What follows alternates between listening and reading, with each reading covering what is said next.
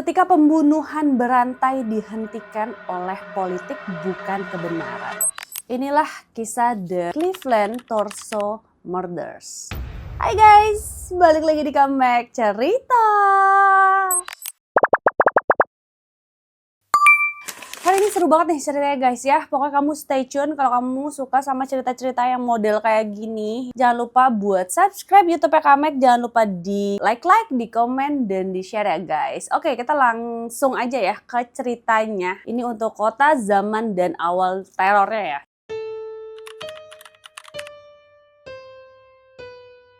Ini tuh kejadiannya ada di Cleveland, Ohio, awal dekade 1930-an ya guys. Jadi Cleveland itu bukan kota kecil, ia adalah jantung industri di Amerika. Untuk baja, pelabuhan, rel kereta, dan pabrik membuat kota ini tuh berdenyut siang dan malam. Namun ketika depresi besar menghantam Amerika, denyut itu pun berubah menjadi sesak. Dimana banyak pabrik yang tutup, terus juga pekerja yang dipecat, dan ribuan orang yang kehilangan rumah. Nah, di sepanjang bantaran sungai Cuyahoga muncullah pemukiman darurat. Ini tuh dibuatnya dari papan bekas, seng, dan kain. Orang-orang menyebutnya dengan nama yang sinis guys, Kingsbury Run. Tempat ini tuh bukan bagian dari kota yang ingin ditunjukkan Cleveland kepada dunia, dan justru disinilah sejarah kelam itu mulai tertulis.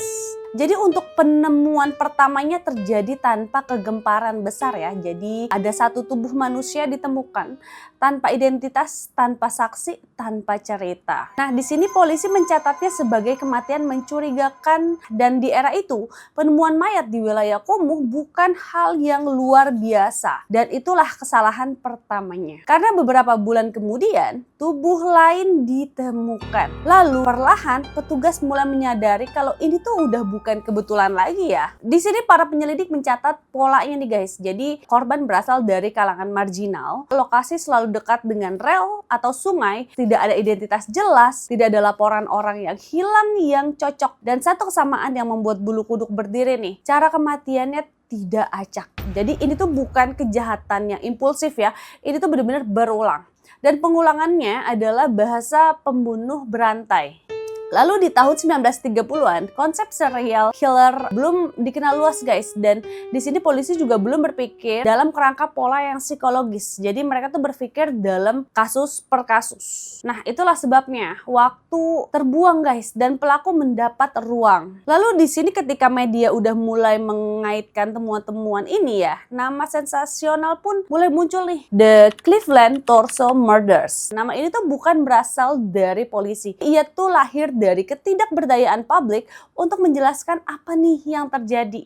Dan nama itu benar-benar menempel dan ketakutannya mulai menyebar. Di sini ya, kota ini dalam tekanan di mana Cleveland panik karena investor pun resah, politisi khawatir, warga pun takut. Dan pertanyaan tidak lagi sekedar siapa pelakunya, tetapi kenapa belum tertangkap. Dan ketika jawabannya tidak datang, pemerintah kota melakukan langkah yang drastis. Lalu nama itu diumumkan dengan penuh harapan, yaitu Eliot Ness.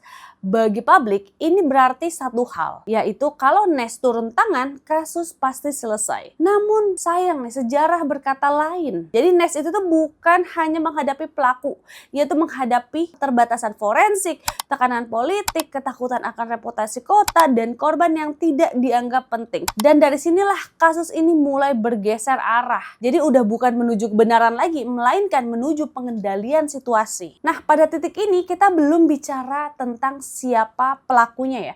Karena Cleveland Torso Murders bukan hanya cerita tentang pembunuhan. Ini adalah cerita tentang siapa yang dicari, siapa yang dilindungi, dan siapa yang dilupakan.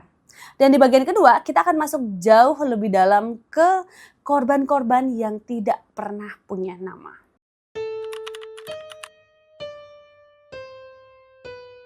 Di tahun 1930-an, identitas adalah kemewahan. Jadi banyak korban yang tidak memiliki alamat tetap, terus juga tidak memiliki pekerjaan yang resmi, dan tidak memiliki keluarga yang bisa melapor. Nah, mereka tuh hidup di Kingsburg dan wilayah serupa, tempat di mana orang datang dan pergi tanpa tercatat. Nah, ketika mereka menghilang, tidak ada yang membuat laporan. Dan ketika tubuh mereka ditemukan, tidak ada yang datang ngeklaim, guys. Jadi bagi polisi, ini tuh menciptakan kebuntuan sejak awal. Di sini ya, kenapa identitas itu penting kan? Karena tanpa identitas pastinya penyelidikan kehilangan pijakan, bener dong? Dan di sini polisi tuh tidak bisa menelusuri rutinitas polisi pun nggak bisa memeriksa hubungan sosial ataupun mencari motif personal. Nah, setiap korban menjadi akhir cerita, bukan awal penyelidik. Dan pelaku memahami ini ya. Banyak ahli kriminal modern percaya pelaku memilih korban bukan secara acak, melainkan berdasarkan ketidakmampuan sistem untuk melindungi mereka. Hari ini ya, kita terbiasa dengan DNA ya, terus juga database nasional dan pencocokan lintas negara bagian.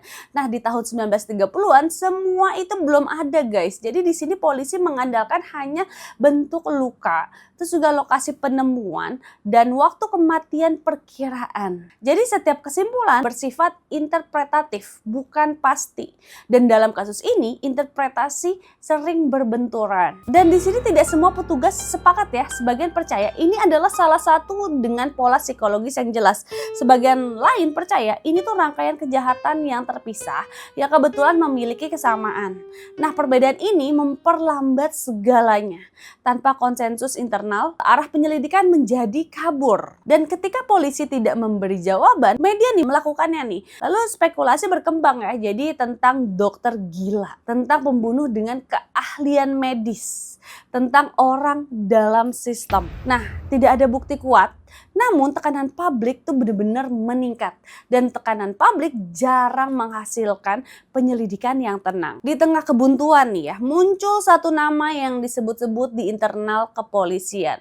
Seseorang dengan pengetahuan anatomi, akses bebas bergerak, dan perilaku yang dianggap mencurigakan. Namun, membawa kasus ini ke pengadilan berarti mempertaruhkan reputasi kota dan karir penyidik. Karena di situ bukti tidak cukup kuat untuk vonis pasti. Dan di era itu kegagalan besar di pengadilan adalah aib politik. Nah, di sini alih-alih melanjutkan jalur hukum, penyidikan pun bergeser. Bukan dihentikan secara resmi, tetapi diarahkan ke langkah-langkah pencegahan. Ini bukan keputusan satu orang, ini tuh keputusan sistem. Dan di titik inilah kasus ini mulai menjauh dari kebenaran. Nah, sebagai kepala keselamatan publik, Elliot Ness harus memilih nih, mengejar tanpa jaminan hasil atau mengendalikan ketakutan kota. Nah, Ness memilih yang kedua. Langkah-langkahnya drastis. Yang pertama, pembongkaran pemukiman kumuh, patroli besar-besaran, pengetatan wilayah rawan, dan secara statistik kejahatan pun menurun.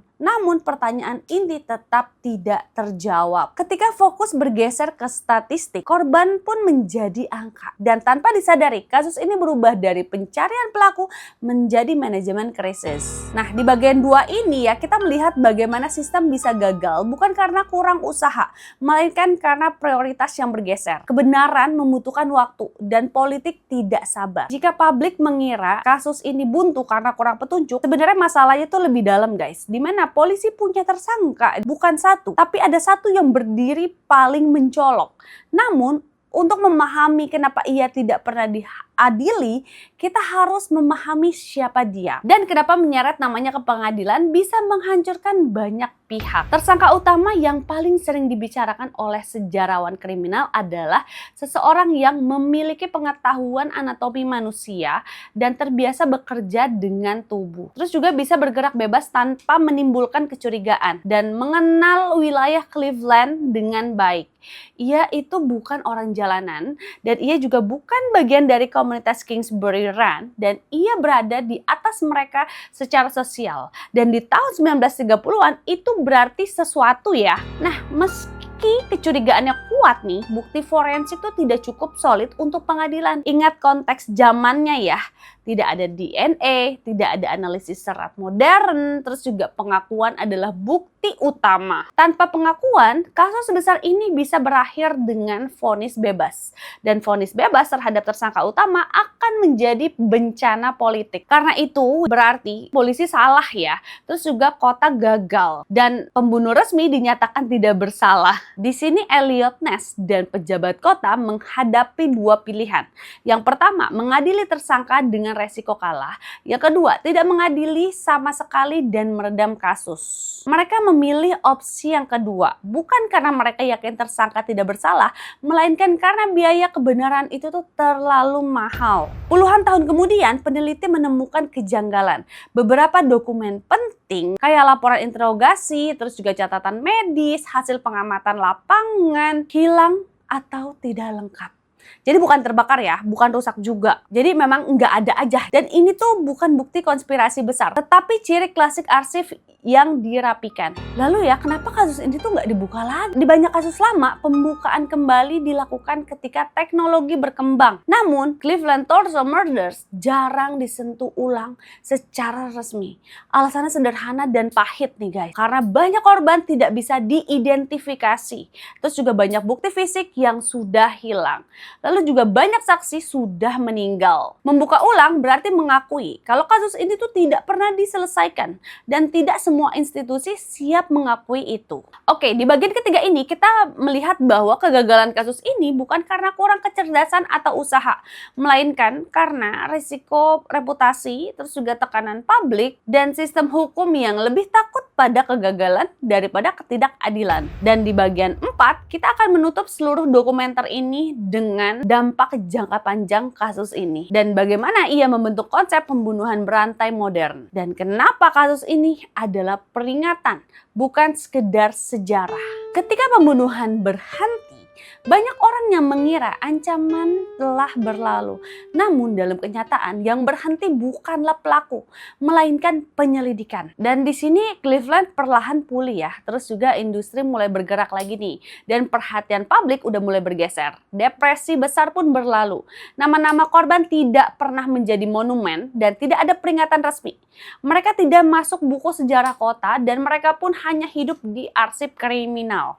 Ironisnya, kasus ini justru berpengaruh besar di bidang akademik. Karena para peneliti kriminal belajar bahwa pola penting, terus juga korban marginal rentan, dan tekanan politik bisa merusak penyelidikan. Konsep serial killer modern berkembang sebagian karena kegagalan seperti ini ya. Dalam dokumenter ini kita tidak mengingat kasus ini untuk mengagungkan pelaku.